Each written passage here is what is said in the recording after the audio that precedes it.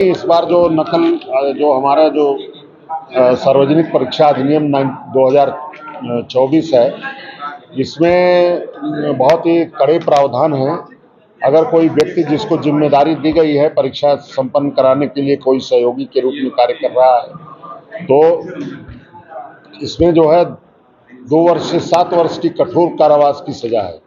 यदि किसी के द्वारा इसके नियमों का उल्लंघन किया जाता है, किसी को नकल कराने का प्रयास किया जाता है, नकल करने में सहयोग किया जाता है, 7 वर्ष तक की कठोर कारावास और 1 करोड़ रुपए तक का जुर्माना है। तो ऐसे में बिल्कुल ये सबको आश्वस्त किया गया है कि कहीं कोई भी समस्या नहीं होने पाएगी और सभी हमारे लोग तैयार हैं अच्छी तरह से परीक्षा संपन्न कराएंगे। बोर्ड परीक्षा के संचालन के लिए जो है राजकीय सिटी इंटर कॉलेज में मॉनिटरिंग सेल बनाया गया है, जिसमें कि 196 परीक्षा केंद्रों की निगरानी के लिए 25 कंप्यूटर लगाए गए हैं। प्रत्येक कंप्यूटर पे 8 केंद्रों की निगरानी होगी। जनपद में हाई स्कूल के जो है 63,348 छात्र बैठ रहे हैं और इंटरमीडिएट के 77,024 छात्र बैठ रहे हैं। इस तरह से जनपद में कुल 1,44,372 छात्र बैठ रहे हैं। परीक्षा को सुचारू रूप से संचालन के लिए 9 जोनल मजिस्ट्रेट लगाए गए हैं। नमस्कार दर्शकों, खबरनवीस में आपका स्वागत है। अगर आपने खबरनवीस को सब्सक्राइब नहीं किया है तो इसे जरूर सब्सक्राइब करें और लेटेस्ट खबरों और अपडेट्स के लिए बेल आइकॉन को भी जरूर दबाएं। जी सुना आपने, 24 फरवरी से माध्यमिक शिक्षा परिषद यानी यूपी बोर्ड की परीक्षाएं शुरू हो गई हैं। यूपी के सभी जिलों सहित गाजीपुर के 196 परीक्षा केंद्रों पर लगभग 1,44,000 परीक्षार्थी इस परीक्षा में भाग ले रहे हैं। जैसा कि आप तस्वीरों में भी देख रहे होंगे कि बोर्ड परीक्षाओं का सुबह से ही केंद्रों के बाहर जमावड़ा लगा हुआ था। सभी छात्र अपनी अपनी तैयारियों के साथ परीक्षा देने के लिए समय से पहले सेंटर्स पर पहुंचे और सबकी चेकिंग कर केंद्रों के अंदर भेजा गया।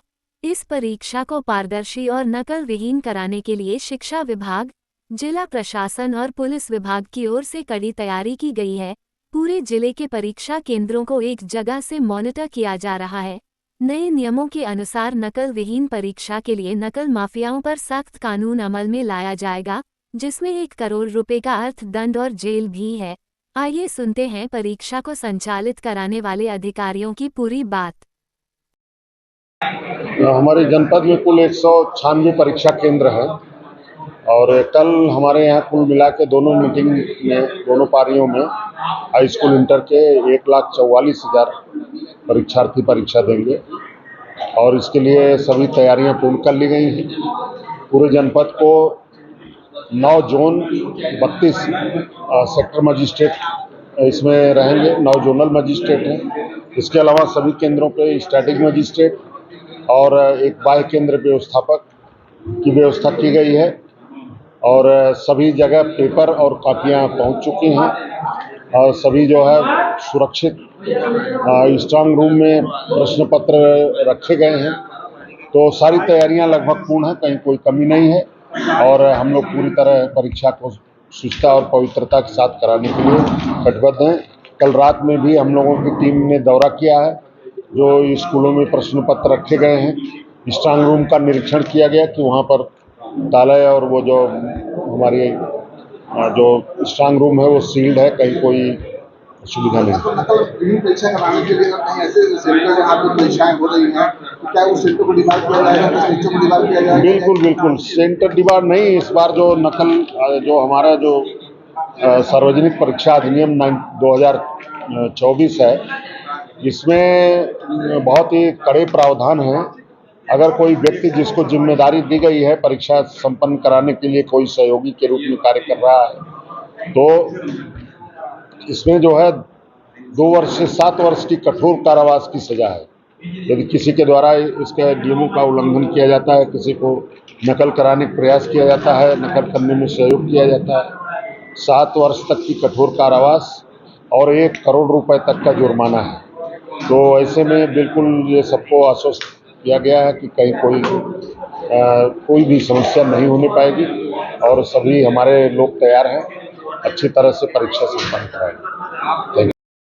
बोर्ड परीक्षा के संचालन के लिए जो है राजकीय सिटी इंटर कॉलेज में मॉनिटरिंग सेल बनाया गया है, जिसमें कि 196 परीक्षा केंद्रों की निगरानी के लिए 25 कंप्यूटर लगाए गए हैं। प्रत्येक कंप्यूटर पे 8 केंद्रों की निगरानी होगी। जनपद में हाई स्कूल के जो है 63,348 छात्र बैठ रहे हैं और इंटरमीडिएट के 77,024 छात्र बैठ रहे हैं। इस तरह से जनपद में कुल 1,44,372 छात्र बैठ रहे हैं। परीक्षा को सुचारू रूप से संचालन के लिए 9 जोनल मजिस्ट्रेट लगाए गए हैं और 32 सेक्टरों में इसको विभाजित किया गया है। उसके बाद हमारे विभाग के तरफ से सचल दल की 7 टीमें लगाई गई हैं और प्रत्येक केंद्र पर जो है स्टैटिक, वाह्य और केंद्र व्यवस्थापक लगे हुए हैं। इस तरह से जितने भी केंद्र हैं जनपद में उस पे संपूर्ण पे 196 स्टैटिक मजिस्ट्रेट, 196 वाह्य केंद्र व्यवस्थापक, 196 केंद्र व्यवस्थापक और नकल विहीन परीक्षा कराने के लिए सरकार ने जो अब की बार एक नवीन धारा लागू कर दी है, धारा 163, उसके तहत नकल कराते हुए अगर कोई पकड़ा जाता है तो 7 वर्ष की सजा और 1 करोड़ रुपए जुर्माने का प्राविधान है। ये किसके लिए होगा सर? नकल कराते हुए अगर कोई शिक्षक, छात्र, नकल माफिया कोई भी इसकी परिधि में होगा तो वो सबके लिए शासनादेश के तहत कार्रवाई सबके ऊपर होगी। और स्ट्रांग रूम की सुरक्षा के लिए जनपद से जो है पुलिस अधीक्षक द्वारा प्रत्येक सेंटर के लिए रात्रिकालीन स्ट्रांग रूम की सुरक्षा के लिए एक पुलिस मुहैया कराई गई है जो वहां स्ट्रांग रूम की सुरक्षा कर रहा है। स्ट्रांग रूम की चाबियां जो है तीनों व्यक्ति के पास जो है इसीलिए डिप्यूट की गई कि कोई एक व्यक्ति स्ट्रांग रूम को न खोल सके।